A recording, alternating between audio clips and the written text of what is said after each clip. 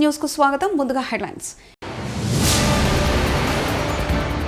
జమ్మూ కాశ్మీర్ కుల్గాం జిల్లాలో ఎన్కౌంటర్, ఓ ఉగ్రవాది మృతి, జవానుకు గాయాలు.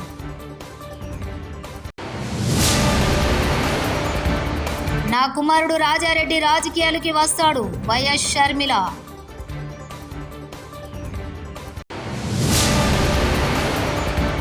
ఉపరాష్ట్రపతి ఎన్నికల్లో బీఆర్ఎస్ ఓటు ఎటువైపు, మంత్రి పొన్నం ప్రశ్నల వర్షం.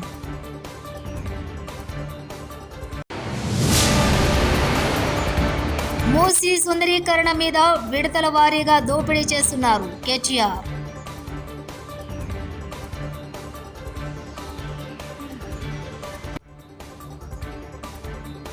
జమ్మూ కాశ్మీర్లో మళ్లీ ఉద్రిక్తత వాతావరణం చోటు చేసుకుంది.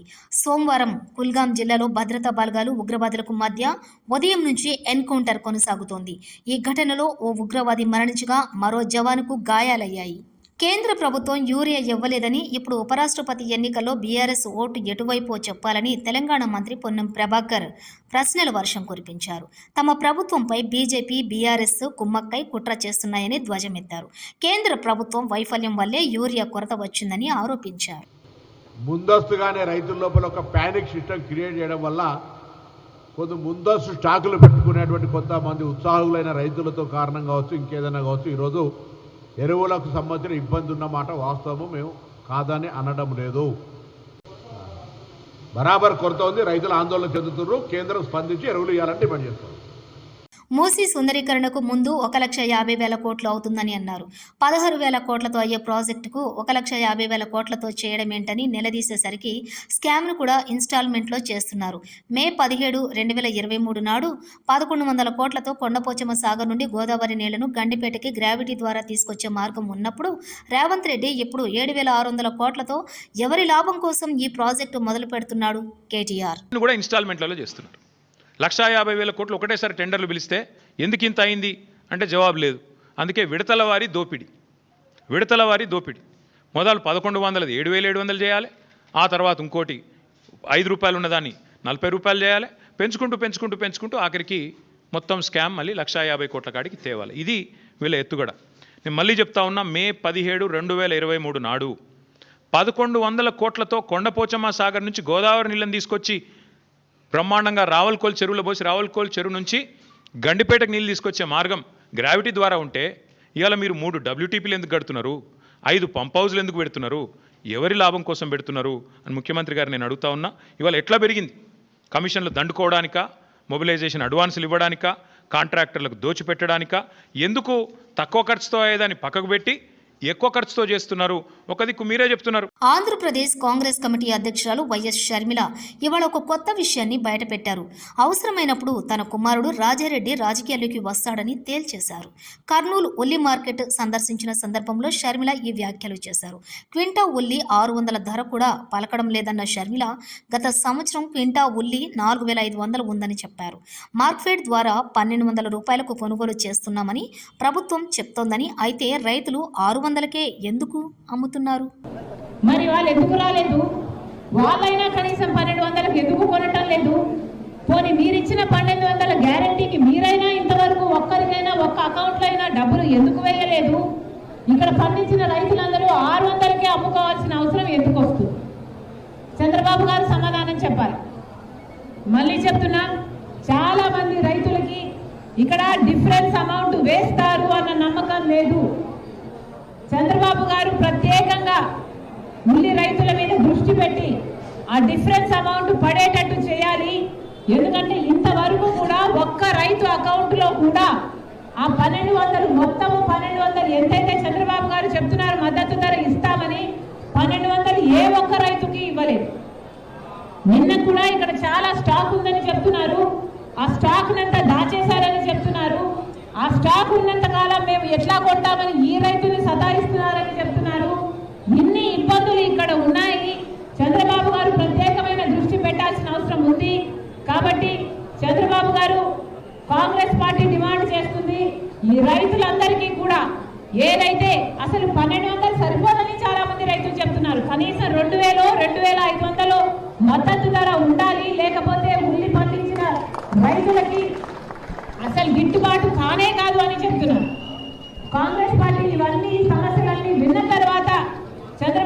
చేయాలని కూటమి ప్రభుత్వాన్ని డిమాండ్ చేస్తుంది. అసలు మద్దతు ధరను కూడా పెంచాల్సిన అవసరం ఉంది. ఉల్లికి మద్దతు ధర కనీసం 2,400 రూపాయలైనా ఉండాలి అని కాంగ్రెస్ పార్టీ డిమాండ్ చేస్తుంది. అమీర్పేటలోని హెచ్ఎండిఏ కార్యాలయం ముందు ఆందోళన చేస్తున్న RRR భూ బాధితులను అరెస్ట్ చేస్తున్న పోలీసులు.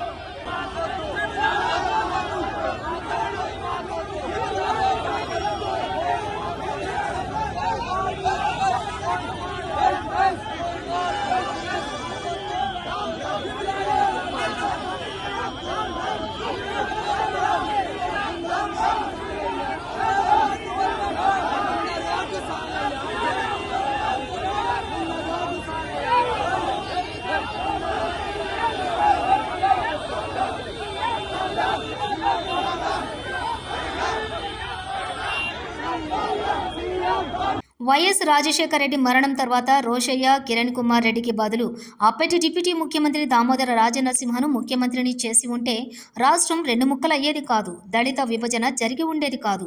మాలా మాదిగలు విడిపోయేవారు కాదు. ఎస్సీలు కలిసి ఉండేవాళ్ళు. చింతా మోహన్, కేంద్ర మాజీ మంత్రి, కాంగ్రెస్ పార్టీ సీనియర్ నాయకులు ప్రెస్ కాన్ఫరెన్స్. ఒక ముఖ్యమంత్రిని చేసి ఉంటే రాష్ట్రం 2 అయ్యుండేది కాదు. ఈరోజు దళితులు విభజన జరిగిందని బాధపడుతున్నారు, కన్నీళ్లతో ఉన్నారు. నిన్న రాజమండ్రిలో అంబేద్కర్ విగ్రహం దగ్గర ఏడ్చేశారు. ఆ రోజే కిరణ్ కుమార్ రెడ్డికి ముందే దామోదర్ రాజ నరసింహ మాదిగను ముఖ్యమంత్రి ఆంధ్రప్రదేశ్ రాష్ట్రానికి చేసి ఉండుంటే రాష్ట్ర విభజన జరిగి ఉండేది కాదు. ఈరోజు దళితుల వర్గీకరణ కూడా జరిగి ఉండేది కాదు. చంద్రశేఖరరావు మూమెంట్కి వెనకాలన్నది మాదిగలు. ఎందుకున్నారు ఆ రోజు? కారణం ఏమీ లేదు. రాజ్యాధికారం దిశలో వాళ్ళు ఆలోచిస్తున్నారు. మరి అందుకే వాళ్ళ రాజనరసింహను ముఖ్యమంత్రి ఆ రోజు చేసుంటే మనందరం కలిసి ఉండేవాళ్ళం. నానక్పుర సంపద హైదరాబాద్లో ఉన్నటువంటి పరిస్థితులు మనకుండే. ఈరోజు మనం 2 అయ్యుండేవాళ్ళం కాదు. నాకు బాధ లోపల, తప్పు జరిగింది, మా పొరపాటు ఇది. కిరణ్ కుమార్ రెడ్డి కాదు కరెక్ట్ చాయిస్. ఆ రోజు దామోదర్ రాజ నరసింహ, ఆ రోజు డిప్యూటీ ఉప ముఖ్యమంత్రిగా ఉన్నటువంటి రాజ నరసింహ. మరి ఈరోజు దళితులు కాశ్మీర్ నుంచి కన్యాకుమారి దాకా కన్నీళ్లతో ఉన్నారు. 800 ఉపకులాలు ఉన్నాయి ఎస్సీల్లో. చాలా మందికి తెలియదు, చాలా మాదిగలే అనుకుంటారు. కాదు.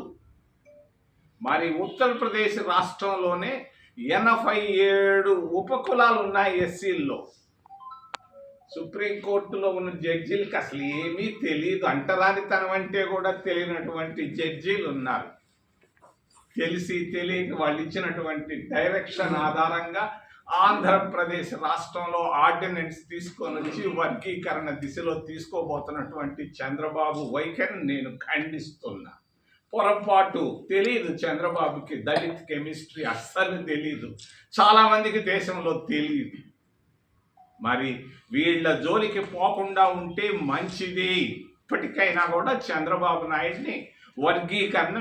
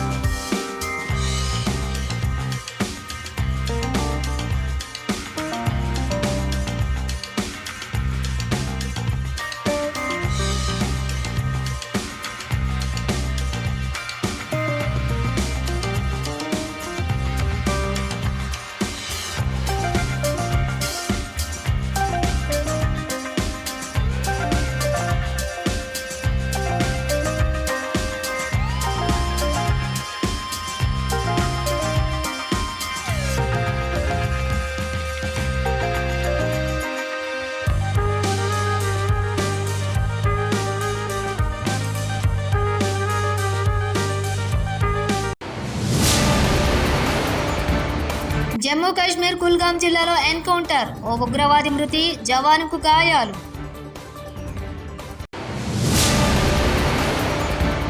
నా కుమారుడు రాజారెడ్డి రాజకీయాలకి వస్తాడు, వైఎస్ షర్మిల.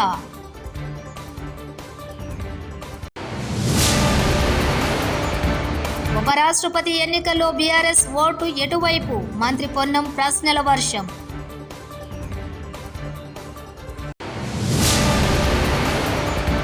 మూసీ సుందరీకరణ మీద విడతల వారీగా దోపిడీ చేస్తున్నారు కేటీఆర్.